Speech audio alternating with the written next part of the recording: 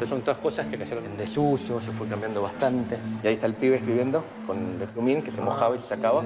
Este frasco es de la tinta porque el portero pasaba todas las mañanas con aquel frasco enorme poniendo la tinta. ¿Ves? Se pone por acá, se da vuelta y sale por ahí. ¿Eso qué es? El de... ¿Qué creen que es? Esto. ¿Qué les parece que es? ¿Para qué creen que se usaba? Para mí, para llevar una cuenta de cosas. Claro, como una tablita de contabilidad puede ser. ¿Ah? A mí me está dando un poquito de miedo. Y haces bien, porque en realidad esto no tiene que ver con geometría. Esto era para castigos corporales, era para pegar a los chicos. Ven que tiene agujeritos, es para que haga vacío y doliera un poquito más. Esto se llama palmeta y para el museo hubo que hacerlo porque no quedaron muchos de estos objetos, porque la ley 1420 los prohíbe, pasan a ser prohibidos los castigos corporales y afrentosos y la escuela deja de tener estos objetos para empezar a tener de estos, ¿no? Y uno puede ver cómo entre estos dos objetos está la pelea educativa de entonces, cómo se pasa de una educación del pasado basada en los castigos a una educación del futuro basada en la enseñanza. Piensen que la escuela primaria, después de la ley 1420, no solo va a enseñar a leer, escribir y contar, sino también nociones de geometría, de ciencias, de educación física. Esto se venía debatiendo hacía bastante tiempo, ¿no? Ya desde la época de la independencia aparecía la idea de cómo tiene que ser la educación de la nueva nación. Pero yo me quiero detener hoy en una fecha donde empezó un debate muy fuerte que terminó resolviendo la cuestión del lado de geometría y sacando los castigos corporales. Esa fecha, la que quiero hablar ahora, fue el 11 de abril de 1882. ¿Y por qué se hizo un congreso pedagógico en el 82? Roca tenía que hacerse cargo de las escuelas primarias porque en 1880 se capitaliza la ciudad de Buenos Aires. La provincia de Buenos Aires transfiere a la nación el territorio, pero junto con ello todo lo que había arriba de ese territorio. Las escuelas y hasta Sarmiento, que era superintendente general de escuelas de la provincia de Buenos Aires. Muy bien, se lleva. Proyecto de ley de educación. El Congreso Pedagógico, convocado por el ministro Manuel de Pizarro, estuvo conformado por 125 educadores, entre representantes de las provincias y municipios, y también contó con representantes de Uruguay, Bolivia, Paraguay, Brasil y Estados Unidos, entre otros países. Aunque Sarmiento fue nombrado presidente honorario del Congreso, no concurrió. De hecho, sostuvo una mirada crítica en editoriales publicadas en el diario El Nacional. Entre otras cosas, Sarmiento cuestionaba la gran cantidad de participantes, sobre todo de maestras de grado. Altísimas cuestiones de Estado y de ciencia serán resueltos por una mayoría de señoras apenas preparadas para la enseñanza de las... Si bien la réplica del aula que tiene el museo remite sobre todo a la época colonial, es interesante verla, porque su modelo de enseñanza todavía seguía vigente en muchos lugares del país al momento de sancionarse la ley 1420. Acá no hay aula frontal, no hay pizarrón, no hay mobiliario, no hay hileras de pupitres típicos de las aulas de las escuelas normales de fines del siglo XIX, de las escuelas de la ley 1420, porque la educación escolarizada se realizaba en forma particular. Un preceptor concurría a la casa de su alumno, salvo en aquellos lugares donde el aprendizaje de las primeras letras se realizaba en un convento o, en este caso, en un espacio cedido por el cabildo.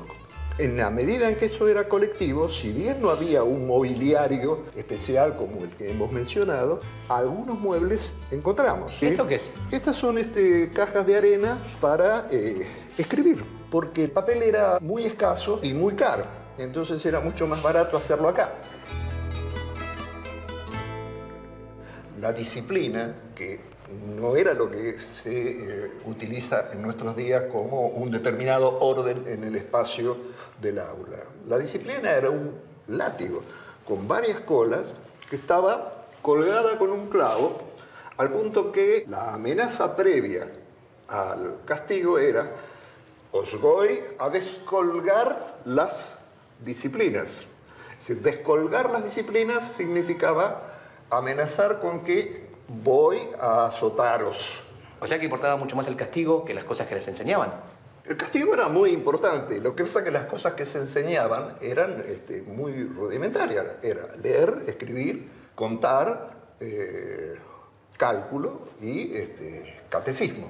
No podemos hablar ni siquiera de escuela, enseñanza de las primeras. Durante este periodo, novedosas ideas pedagógicas vinculadas a la formación de la ciudadanía moderna e independiente empezaban a definir nuevos espacios en las escuelas, como aulas, claustros y patios donde el saber circulaba.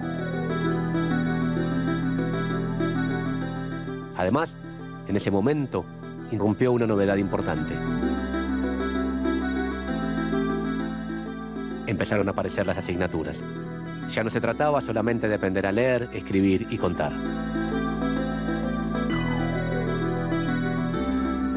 Estos cambios no se dieron de un modo uniforme en todo el territorio. El Congreso Pedagógico de 1882 fue el lugar en donde se intentó acordar un sistema educativo común que plasmase el ideal de Sarmiento de hacer del país una escuela. Las sesiones del Congreso transcurrieron con la exposición y debate de trabajos previamente encargados a especialistas como Paul Grossac, Marcos Sartre y José Posse. Las temáticas iban desde aspectos generales de la política educativa a otros de orden más cotidiano, como el trabajo en clase. En este sentido, se presentaron estrategias didácticas novedosas, como el método intuitivo o la práctica de tomar lección. Un inspector técnico recomendaba: lo primero es procurar que el niño comprenda la lección. Lo segundo es obligarle a recitar lo que ha retenido con la ayuda de un sencillo texto. Se discutió, por ejemplo, si el contenido curricular debía ser distinto y adecuarse a cada sector social, el lugar de residencia o el género, o si debía ser uno solo para toda la población. Finalmente, pudieron definirse las recomendaciones para la futura Ley de Educación Nacional. Esta tendría que ser común, obligatoria en su nivel primario, graduada, es decir, organizada en cursos o grados agrupados por edades, y gratuita. Si bien en estos puntos centrales se logró llegar a un consenso, se dio un debate en el cual no hubo acuerdo posible. Ese debate fue el de la laicidad, es decir, si se debía enseñar o no contenido religioso en clase. En torno a este tema, las diferencias entre católicos y liberales se tornaron irreconciliables. Esta disputa entre sectores liberales y católicos se vivió intensamente entre los intelectuales de la época. Los católicos sostenían que una educación pública sin religión sería una educación atea que produciría la catástrofe moral en la población. Ellos creían que una escuela sin Dios bajaría el nivel de civilización del pueblo argentino. Los liberales, encabezados por el ministro de Justicia, Culto e Instrucción Pública, Eduardo Wilde, creían que la enseñanza de religión en las aulas significaría un retroceso. Nos hundiría en el atraso y la intolerancia, y ahuyentaría y excluiría a los extranjeros, y por consiguiente sería un factor negativo en relación al progreso de la joven nación que se pretendía consolidar. El debate en torno a la cuestión religiosa en las escuelas escondía fuertes tensiones en el seno de la clase dominante. El presidente Roca consideraba beneficioso que la educación fuera laica para establecer relaciones con otras naciones del mundo y a su vez incentivar la inmigración y fundar un país más tolerante que permitiera el libre pensamiento. Pero esto no se correspondía con los intereses de los sectores católicos más conservadores que participaban del Congreso Pedagógico. La no inclusión de la religión desató la furia de los partidarios de la Iglesia, como Juan Manuel Estrada, Adolfo Van Gelderen y Pedro Goyena, quienes decidieron abandonar el Congreso. Esto derivó en el retiro de 15 congresistas católicos que esperaban ser apoyados por otros participantes, en especial por las maestras mujeres. Pero las maestras presentes apoyaron su continuidad. Sarmiento, con apenas 15 días de diferencia, cambió su valoración sobre ellas al escribir en El Nacional. El hecho más... O sea que salió común, obligatoria, gratuita, graduada. ¿Y lo de lo laico? En el Congreso Pedagógico no se discute porque se retiran los católicos y estaba esa cláusula de no entrar en esa discusión. Se discute, sí, en el Congreso Nacional como único punto de discusión. Ninguna de las otras... Sancionada el 8 de julio de 1884, La Ley 1420 modificó para siempre nuestras escuelas.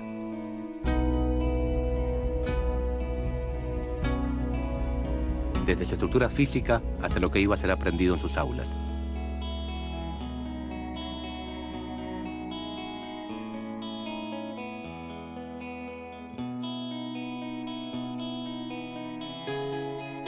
La influencia que ejerció sobre la educación argentina va más allá de las geografías y de las circunstancias políticas. Esto es tan cierto que, aún hoy, sus conceptos rectores siguen vigentes.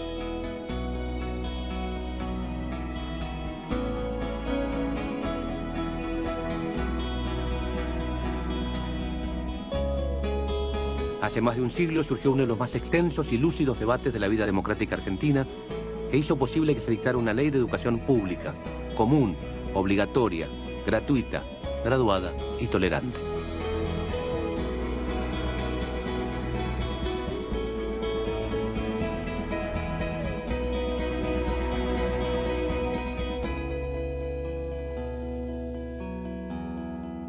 Como instrumento normativo, fue una ley que garantizó derechos básicos para la población y que contribuyó, como pocas, a la construcción de un sentido de pertenencia y de identidad nacional.